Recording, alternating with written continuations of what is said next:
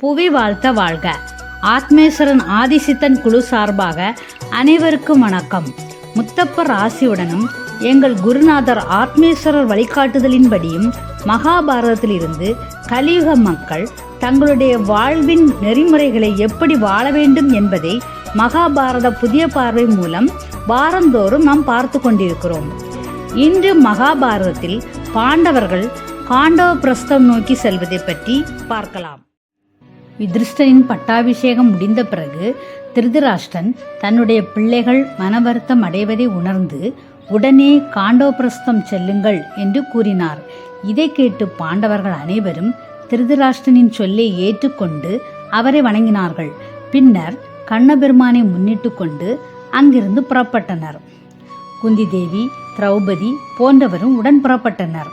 பாண்டவர்கள் போகிறார்கள் என்பதை அறிந்த நகர மக்கள் தாமும் அவர்களுடன் புறப்பட்டு செல்ல தயாராயினர்.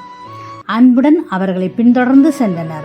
அஸ்தினாபுரத்து மக்கள் பாண்டவர்களுடன் செல்கிறார்கள் என்ற செய்தியை துரியோதனன் அறிந்தான். உடனே சகுனியுடன் சேர்ந்து பறை அறிவித்து யாரும் செல்லக்கூடாது என்று தடை விதித்தான். பயங்கொண்ட அஸ்தினாபுரத்து மக்கள் நின்றுவிட்டனர். கண்ணபெருமானை அழைத்து கொண்டு பாண்டவர்கள் காண்டவபிரஸ்தம் வந்தடைந்தனர். அந்நகரினை சொர்க்கம் போன்று அழகுபடுத்தினர். அப்போது உலகநாதராகிய கண்ணபெருமான் இந்திரனை மனதில் எண்ணினார். உடனே இந்திரதேவன் விஸ்வகர்மாவை அழைத்து அவரை கண்ணபெருமானிடம் அனுப்பி வைத்தார். பெருமானை அடைந்த விஸ்வகர்மா, பெருமானே, தங்கள் கட்டளை என்ன? அதை நிறைவேற்றும் பொருட்டு இந்திரன் என்னை தங்கள்பால் அனுப்பியுள்ளார் என்று கூறினார். நீ யுதிஷ்டருக்காக ஒரு அழகிய நகரை நிர்மாணிக்க வேண்டும். தேவேந்திரனுடைய அமராவதி நகருக்கு ஒப்பானதாக அந்நகர் விளங்க வேண்டும். இந்திரனின் பெயரால் இந்திரபிரஸ்தம் என்றும் அது அழைக்கப்பட வேண்டும் என்று கூறினார்.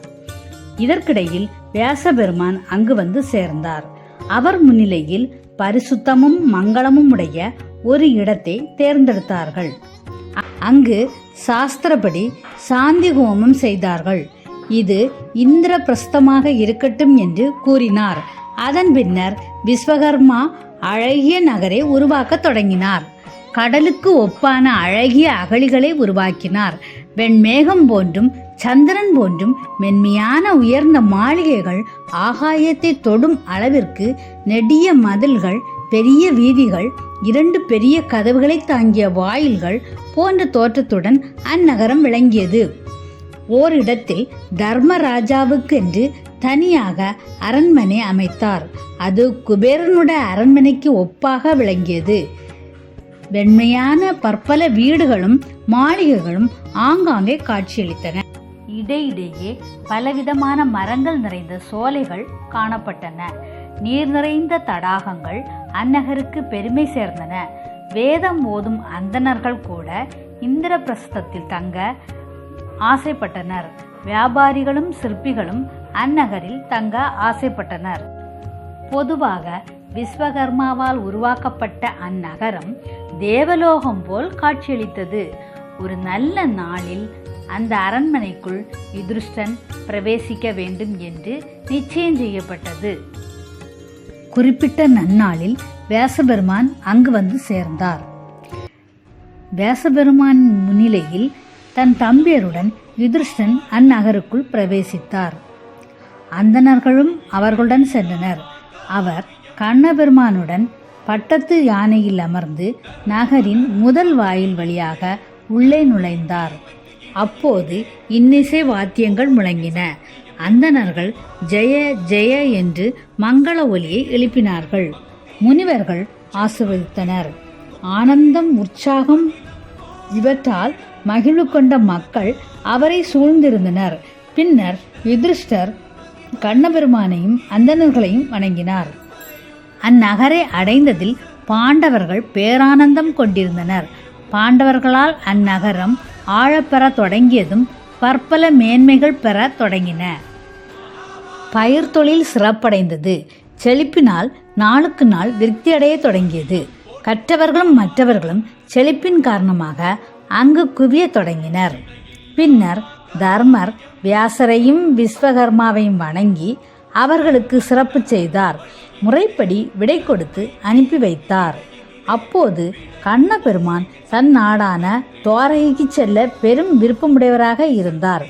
இதை அறிந்த யுதிஷ்டன், விருஷ்ணிகுல திலகமே, உங்களுடைய அருளால் நான் நாட்டை அடைந்தேன். இதுபோன்றே இந்த இடம் அழகிய நகரமாக உருவாக நீயே காரணமாக இருந்தாய். எங்களுக்கு துன்பம் வரும்போது நீயே காப்பாற்ற வேண்டும். உம்மை நம்பி உள்ளோம் என்று எங்கள் எண்ணத்தை அறிந்து அதனை நிறைவேற்றுபவரும் நீயே என்று கூறினார்.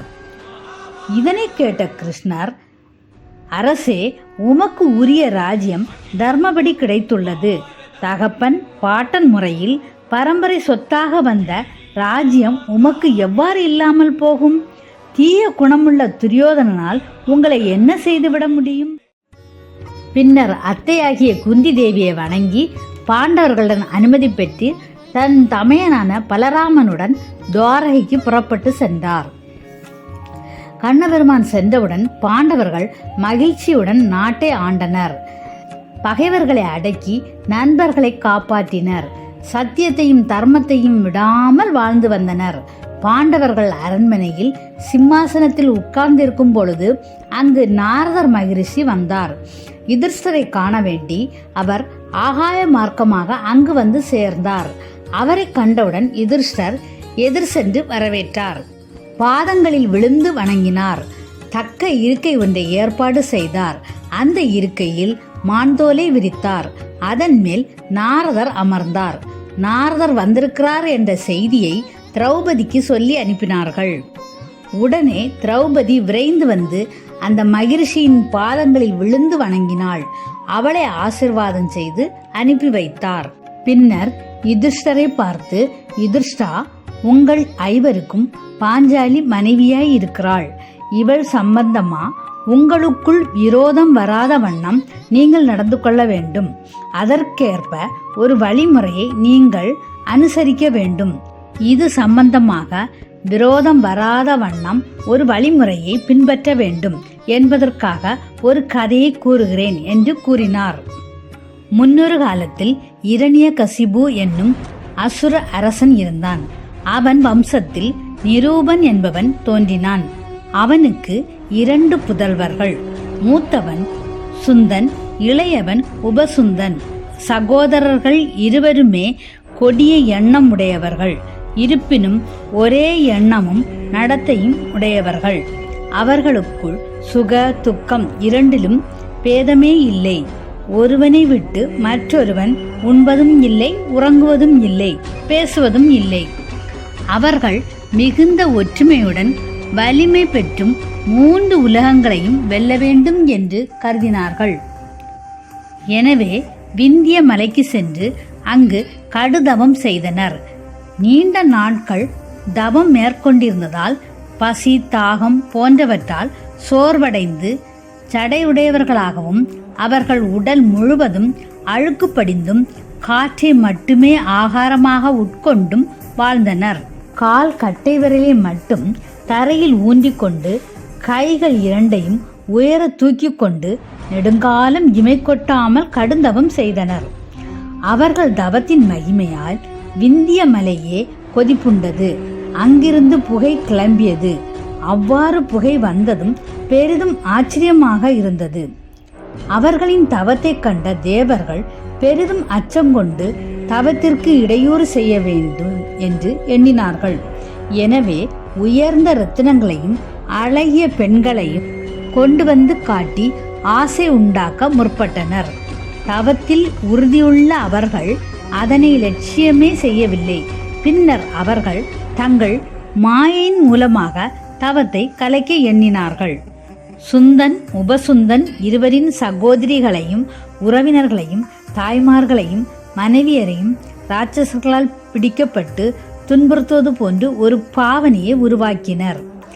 அவர்கள் சகோதரர்களின் காதில் விழும்படி காப்பாற்று காப்பாற்று என்று ஓலமிட்டனர்.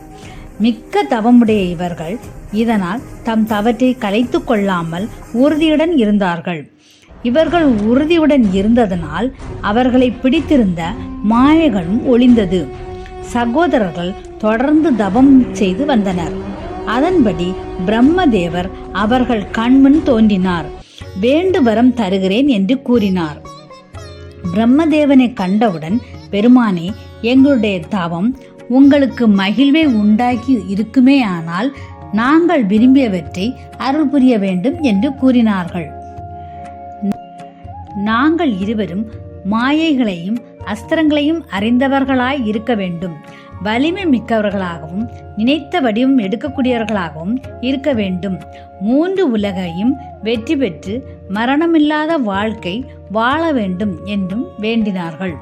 அதை கேட்ட பிரம்மதேவர், மரணமில்லாமையே தவிர மற்ற அனைத்தையும் உங்களுக்கு அருளுகிறேன் என்று கூறினார். 3 உலகங்களையும் அடைவீர்கள் என்று வரமாக தந்தார்.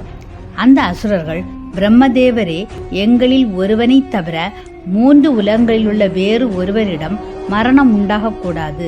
உடனே பிரம்மதேவர் அப்படியே ஆகட்டும் என்று கூறினார். இந்த வரத்தின் மூலமாக அவர்கள் அமாவாசை போன நாட்களிலும் நிலவை பிரகாசிக்க செய்தனர். அவர்கள் நினைத்த உருவத்தை எடுத்துக்கொண்டு பல இடங்களில் சுற்றித் திரிந்தனர்.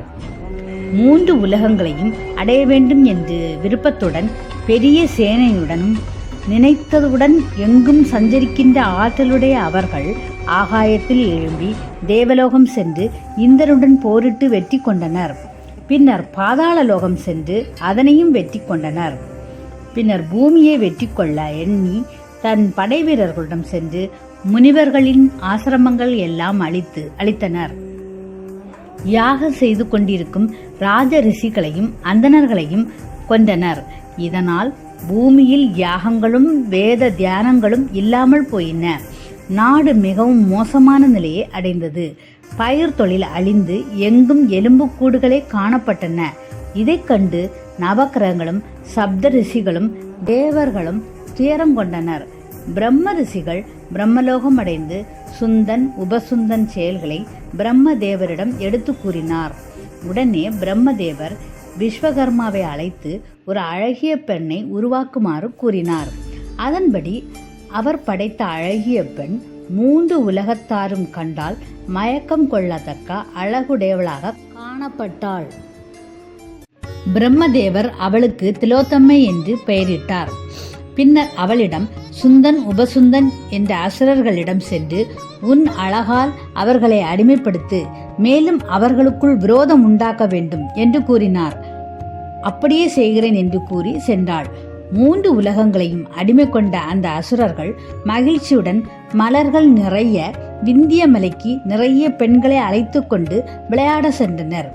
அப்போது அந்த அசுரர்கள் மதுபானம் அருந்தி குடிமயக்கத்தில் இருந்தார்கள். அச்சமயத்தில் மலர்கள் கொய்த வண்ணம் அந்த அசுரர்கள் இருக்கும் இடத்திற்கு வந்தாள். அவளின் அழகில் மயங்கி ஒரே நேரத்தில் இருவரும் அவள் மேல் ஆசை கொண்டு அவளை நெருங்கினர். திலோத்தமையின் வலக்கையில் சுந்தனும் இடது கையை உபசுந்தனும் தட்டி இழுத்தனர். இதனால் ஒருவர் மற்றொருவர் மேல் கோபம் ஆவேசம் கொண்டு மன ஒற்றுமை இழந்தனர். இருவரும் தங்கள் கதைகளை எடுத்துக்கொண்டு தாக்கத் தொடங்கினர். பயங்கரமான போரினால் இருவருமே கீழே விழுந்து மடிந்தனர். இக்கதையை கூறி முடித்த நாரத மகிரிஷி பாண்டவர்களை பார்த்து, பாண்டவர்களை ஒற்றுமையுடன் வாழ்ந்த சுந்தனும் உபசுந்தனும் திலோத்தமையின் பொருட்டு உயிர் விட்டனர். எனவே திரௌபதியின் பொருட்டு உங்களுக்குள் மன வேறுபாடு ஏற்படாத வண்ணம் நீங்கள் நடந்து கொள்ள வேண்டும். அதற்கு தகுந்ததாக ஏதேனும் ஒரு ஏற்பாட்டை செய்து கொள்ளுங்கள் என்று கூறினார். அதன்படி பாண்டவர்கள் நாரத முனிவரின் கூற்றுப்படி திரௌபதி ஒவ்வொரு வீட்டிலும் ஒரு வருடம் வசிக்க வேண்டும். அவ்வாறு வசித்து வரும்பொழுது மற்ற பாண்டவர்கள் காணக்கூடாது. தவறிப்போய் பார்க்க நேர்ந்தால் அவர் புண்ணிய தீர்த்தத்தில் நீராடி காட்டில் வசிக்க வேண்டும். அவ்வாறு ஓர் உடன்படிக்கை செய்து கொண்டனர். பின்னர் அவர்களிடம் விடை பெற்று கொண்டு நாரத முனிவர் திரும்பி சென்றார். அந்த ஏற்பாட்டின்படி பாண்டவர்கள் அன்புடன் வாழ்ந்து வந்தனர். இனி வரக்கூடிய சுவாரஸ்யமான நிகழ்வை அடுத்த வரும் மகாபாரத பகுதியில் பார்க்கலாம். தற்போது குரு பார்வை என்ன என்பதை பார்க்கலாம். புயல்தவாயக, நான் உங்கள் ஆத்மேஸ்வரன். நன்றி அகிலா, ஒரு நல்ல பதிவு கொடுத்துருந்தீங்க. இந்த பதிவிலிருந்து கலியுக மக்களுக்கு என்ன செய்தி சொல்ல வருது மகாபாரதம் அப்படின்னு பார்த்தீங்கன்னா, முதல் விஷயம், அண்ணன் தம்பிங்க ரொம்ப பாசத்தோடு பழகியிருக்காங்க. அவங்களுக்குள்ள சண்டை வராது அப்படிங்கிற ஒரு நம்பிக்கையில் தங்களுடைய சாவு தங்களால் தான் நிகழணும் அப்படிங்கிற ஒரு வரத்தை வாங்குகிறாங்க. அந்த வரம் அப்படிங்கிறதே அவங்களுக்கு ஒரு சாபமாக போயிடுது. எப்போவுமே இறைவன் கொடுக்கறத நம்ம ஏற்றுக்கணும். இறைவன்கிட்ட கேட்டு நம்ம எதுவும் பெறக்கூடாது. ஏன்னா நமக்கு எது நல்லது அப்படிங்கிறது இறைவனுக்கு தெரியும். வரமாக இவங்க வாங்கினது இறைவன்கிட்ட எனக்கு இதுதான் வேணும் அப்படின்னு வாங்கினாங்க. கடைசியில் அவங்க முடிவை நம்ம எல்லாரும் பார்த்தோம். இது முதல் விஷயம். எப்போவுமே இறைவன்கிட்ட கேட்டு பெறாதீங்க. அவர் கொடுக்கறத நீங்கள் வாங்கிக்கோங்க. அவர் நமக்கு எது நல்லதுன்னு நமக்கு தெரியும், நம்மளை படைச்சவங்களுக்கு தெரியும். அவங்க கொடுக்கறத நம்ம மனமாற ஏற்றுக்கணும். அது நமக்கு என்றைக்குமே நல்லதாக தான் இருக்கும். ரெண்டாவது என்ன அப்படின்னு பார்த்தீங்கன்னா, திலோத்தமா அப்படிங்கிற ஒரு பொண்ணுனால தான் இவங்களுக்குள்ளே சண்டை வந்ததானா? கண்டிப்பாக கிடையாது. மதுங்கிற ஒரு விஷயம் போனோன்னே தன்னுடைய சொந்தங்களை மறக்கிறாங்க. அண்ணன் தம்பிங்கிற பாகுபாடு போகுது. அதனால் ஒரு பெரிய சண்டை வருது. இதில் கலியுக மக்களுக்கு சொல்கிறது, போதை வஸ்துக்களை எடுத்தோன்னா நம்மளுக்குள்ளே இருக்க மனித நேயம், மனித தன்மை, சொந்தங்கள் எதுவும் கண்ணுக்கு தெரியாது. நம்ம இப்போ நிறையா பார்த்துட்டு தான் இருக்கோம். அண்ணன் தம்பியை கொல்றது, மகன் அம்மாவை கொல்றது, மகன் அப்பாவை கொல்றது, அப்பா மகனை கொல்றது, இந்த மாதிரி பல விஷயங்களை பார்த்துட்டு தான் இருக்கோம். இது எல்லாத்துக்குமே காரணம் மது தான். மதுவை தவிர்ப்போம், மனித நேயத்துடன் வாழ்வோம், இறைவன் கொடுப்பதை ஏற்போம், இன்புற்று வாழ்வோம். நன்றி, வணக்கம். பொய் வாழ்த்த வாழ்க. ஆனந்தம், ஆத்மானந்தம்.